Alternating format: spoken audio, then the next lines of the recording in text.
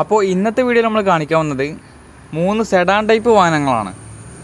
അതിൽ ഹോണ്ടൻ്റെ 2 വണ്ടികളുണ്ട്, ഒരു മാരുതിൻ്റെ വണ്ടിയുണ്ട്. ഹോണ്ടൻ്റെ അമേസ് ഉണ്ട്, സിറ്റി ഉണ്ട്, പിന്നെ മാരുതിൻ്റെ സിയാസും വരുന്നുണ്ട്. അപ്പോൾ ബാക്കി മൊത്തമായിട്ടുള്ള ഡീറ്റെയിലും കാര്യങ്ങളൊക്കെ നോക്കുകയാണെന്നുണ്ടെങ്കിൽ അമേസ് വരുന്നത് ഡീസൽ മാനുവലാണ്, സിറ്റി വരുന്നത് ഓട്ടോമാറ്റിക്കാണ്, സിയാസ് സാധാ മാനുവൽ വണ്ടിയാണ്, പെട്രോളാണ് വരുന്നത്, ഹൈബ്രിഡ്. അപ്പോൾ ഈ കൂട്ടത്തിൽ ഏറ്റവും കൂടുതൽ മൈലേജ് ലഭിക്കുന്നൊരു വാഹനമാണ് അമേസ്. ഏകദേശം നമുക്ക് 22-23 കിലോമീറ്റർ വരെ വണ്ടിക്ക് മൈലേജ് പ്രതീക്ഷിക്കാൻ പറ്റും. അപ്പോൾ ബാക്കി മൊത്തമായിട്ടുള്ള ഡീറ്റെയിലും കാര്യങ്ങളൊക്കെ നോക്കുകയാണെന്നുണ്ടെങ്കിൽ 2018 വണ്ടീൻ്റെ മോഡൽ വരുന്നത്. സെക്കൻഡ് ഓണർഷിപ്പിൽ 1,20,000 കിലോമീറ്റർ വണ്ടി ഓടിയിട്ടുണ്ട്. വണ്ടീൻ്റെ ഓപ്ഷൻ വരുന്നത് VX ആണ്, ഏറ്റവും ടോപ്പ് ലോഡാണ്, ഡീസൽ മാനുവലാണ്.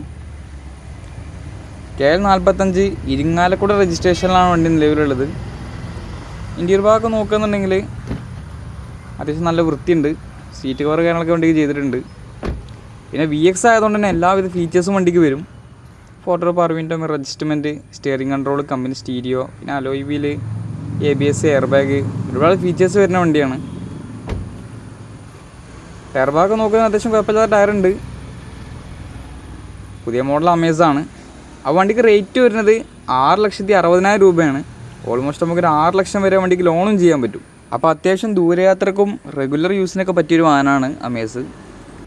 അപ്പോൾ അടുത്ത വണ്ടി വരുന്നത് ഹോണ്ട സിറ്റിയാണ്. 2016 വണ്ടീൻ്റെ മോഡൽ വരുന്നത്. പെട്രോൾ ഓട്ടോമാറ്റിക്കാണ് വണ്ടി വരുന്നത്. CVT ആണ് വണ്ടീൻ്റെ ഗിയർ ബോക്സ് വരുന്നത്. ഏറ്റവും ടോപ്പിൻ്റെ വണ്ടിയാണ്. VX ആണ് വണ്ടീൻ്റെ ഓപ്ഷൻ വരുന്നത്. KL 11 കോഴിക്കോട് രജിസ്ട്രേഷനിലാണ് വണ്ടി നിലവിലുള്ളത്. ഇൻറ്റീരിയർ ഭാഗമൊക്കെ നോക്കുകയെന്നുണ്ടെങ്കിൽ അത്യാവശ്യം നല്ല വൃത്തിയുണ്ട് വണ്ടി, സീറ്റ് കവറൊക്കെ ചെയ്തിട്ടുണ്ട്.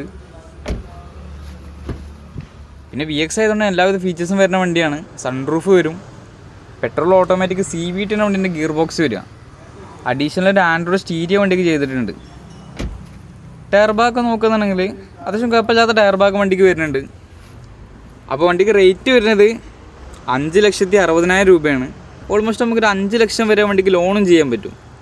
5445 നല്ല നമ്പറൊക്കെ വണ്ടിക്ക് വരുന്നുണ്ട്. അപ്പോൾ ലാസ്റ്റ് വരുന്ന വണ്ടി 2022 മോഡലിൽ വരുന്ന സിയാസാണ്. പെട്രോൾ ഹൈബ്രിഡാണ് വണ്ടി വരുന്നത്. നിലവിൽ സിംഗിൾ ഓണർഷിപ്പിലാണ് വണ്ടി ഉള്ളത്.